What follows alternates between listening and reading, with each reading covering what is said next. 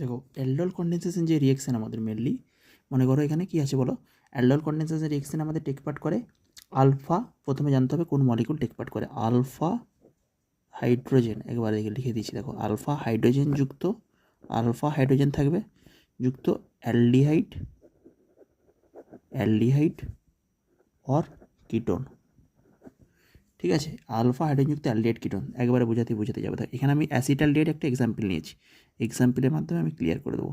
CH3 আছে মনে করো এখানে, এখানে CH আছে।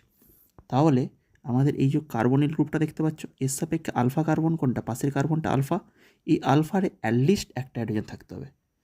যে কার্বনিল গ্রুপের সাপেক্ষে যে আলফা কার্বন, এতে অ্যাটলিস্ট কী বললাম, একটা হাইড্রোজেন থাকতে হবে। সেই সমস্ত মলিকিউল আমাদের অ্যালডল রিঅ্যাকশন করে। এবার অ্যালডলের রিয়েজেন্ট কি, ডাইলিউটেড এনওএইচ থাকবে, কি বললাম, ডাইলিউটেড বেস থাকবে। এনওএইচ কি বেস, তো কেওএইচ বা এনওএইচ, ডাইলিউটেড এনওএইচ কেওএইচ থাকবে, সেটা বেস। বোঝা গেল, আলফা হাইড্রোজেন যুক্ত কোনো অ্যালডিহাইড কিটোন, এটা মনে রাখতে হবে, আলফা হাইড্রোজেন যুক্ত। তাহলে কার্বনিলের সাপেক্ষে আলফা কার্বন, তাতে অ্যাটলিস্ট একটা, এখানে তিনটে আছে আমার দেখাতে, এখানে অ্যাটলিস্ট একটা থাকতে হবে। একটা থাকলে কীভাবে টেক পার্ট করবে, কী হয় জানো তো, কি এখানে দেখো কিচ্ছু হয় না, এই CH3টাকে আমি এই CH2 লিখলাম, একটা হাইড্রোজেনকে নামিয়ে লিখলাম। সবসময় যদি অ্যাসিড বেস করার কোথাও প্রভিশন থাকে, সেটা অ্যাসিড বেস করে, মানে OH মাইনাস, এই NaOH OH মাইনাসটা কি বেস, এই বেসটা আমি এখানে এসে অ্যাটাক করলো, দিয়ে এই নেগেটিভ চার্জ এখানে খুলে গেল বনটা। তাহলে এখান থেকে কী হচ্ছে বলো তো, এই CH2 নেগেটিভ C⋯OH।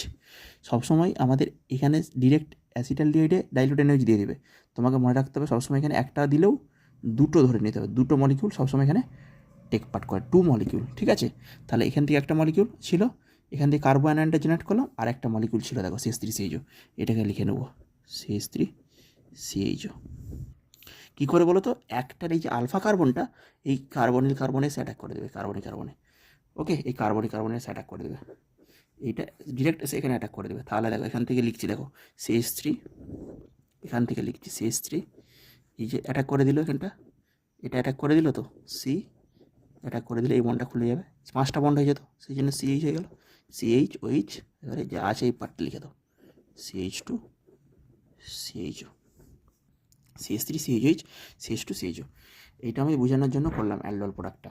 এবারে ডিরেক্ট লিখতে বললে কী করবে, একটা আলফা কার্বন নিয়ে নেবে, এটাকে ডিরেক্ট লিখতে বলে একটা আলফা কার্বন নিয়ে নেবে, এই কার্বনিক কার্বনের সাথে যুক্ত করে দেবে, এর কার্বনিক কার্বনের সাথে যুক্ত করে দেবে, আলফা কার্বন কার্বনিক কার্বন, এই যে বন্ড মনে করো 1 আর 2, এই 1 আর 2 বন্ড হবে। তাহলে কে একটার কার্বনিল কার্বন অপরটার আলফা কার্বনে জুড়ে দেবো, শুধু দেখো সি এর সাথে সি এটা জুড়ে